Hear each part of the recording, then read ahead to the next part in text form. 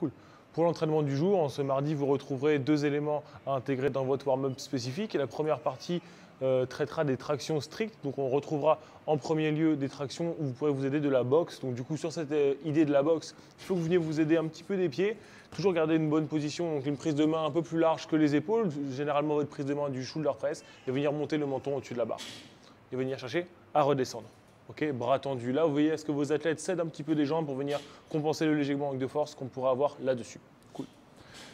Une fois qu'on a travaillé là-dessus, on va commencer par travailler sur les demi-wall walk. L'idée là-dessus, c'est d'initier la bonne position de départ, donc une position de pompe complète avec le torse qui touche le sol, les pieds qui sont collés au mur et les mains au niveau des pecs. De cette position-là, votre athlète doit chercher à lever les fesses très haut et venir rentrer la tête entre les épaules avant de bouger les pieds. Ça donne ça, on va venir lever les fesses et venir chercher à monter les pieds.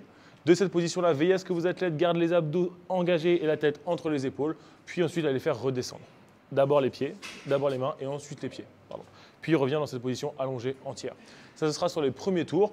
Et enfin, sur les tours suivants, on viendra peut-être pour nos athlètes un peu plus expérimentés venir faire des tractions strictes, donc toujours la même prise de main. Mais cette fois-ci, on sera vigilant avec eux sur cette position de hollow. Donc on cherchera à avoir les côtes basses, les cuisses contractées, les pointes de pied vers le sol pour chercher à monter dans cette position de gymnastique. Ok, toujours la même amplitude, menton au-dessus de la barre, bras tendus. Pour le tour suivant, on se retrouvera du coup avec cette fois-ci des wall walk complets. Donc toujours cette position. Sur ce travail-là, le wall walk complet, ça ressemble à ça. Donc d'abord venir lever les épaules, lever les fesses et ensuite amener les pieds face au mur pour que vos mains se retrouvent proches du mur. Puis ensuite redescendre dans une position de push-up complète. Veillez à avoir les mains qui reviennent en position de départ avant d'avoir les pieds qui quittent le mur.